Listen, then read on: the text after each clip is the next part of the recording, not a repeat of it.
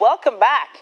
It's time for tech. Now, joining us to talk about the future of technology and finance, and of course, currency, is Mr. Anthony Ademo.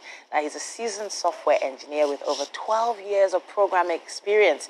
He's currently the founder and CTO of Defi Connect, a solution that is set out to demystify the entire digital economy. Welcome to the show. Thank you very much. Thank you for having me. All right, so this is a very interesting opportunity for a lot of people to learn about the world of digital currency and how it can be applied to everyday life. Yeah. So how does what you do apply to the average person's life?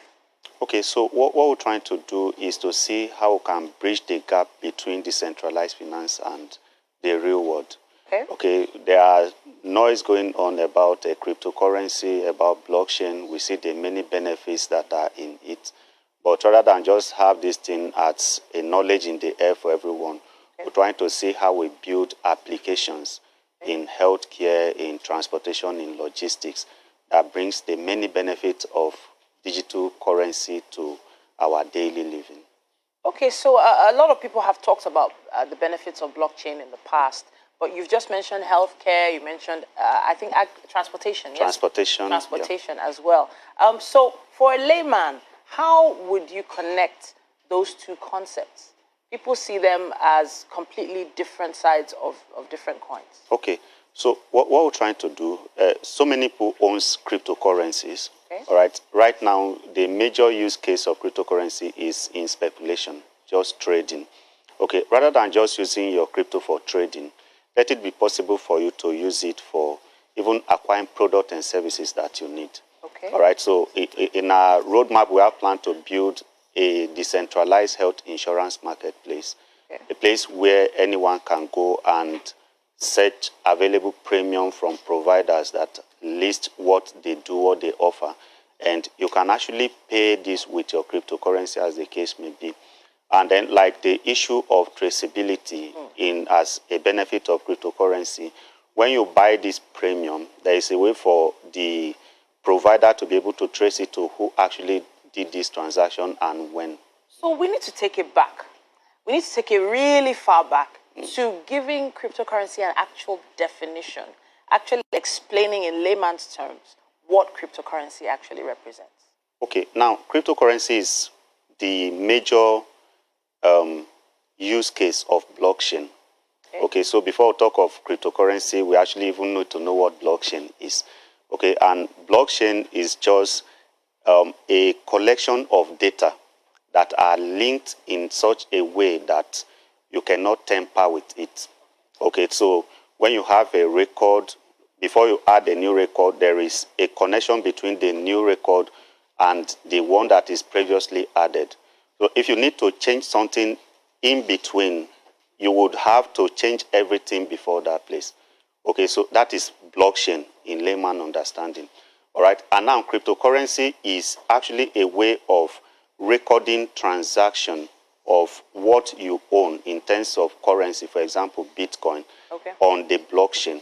And now this record is such that no one can tamper with your account balance, for example. You cannot just go and alter or change anything on your own because of the fact that blockchain cannot be tampered with, it cannot be changed. Okay, so we had a guest here some time back who gave us a kind of description about blockchain as well, talking about the fact that it was a collection of basically ledgers. So for people to understand that ledgers have opening balances and closing balances. So what you were making reference to right now, talking about changing things, you're saying that those ledgers can't be altered? It can be altered, all right? So there is a transaction hash, all right? For every of these ledger that is contained in the block, there is a computation that goes on to come up with a hash that represent the whole of that information. And the way hashing works is it's possible for you actually to take the whole of Nigeria, pass it into a hashing algorithm and get out, depending on the algorithm you are using, maybe a 64-bit in return. Now, if you add even a molecule to that information, what you get back will be entirely different from what you have. Okay, So, for instance, you mentioned healthcare and you mentioned transportation.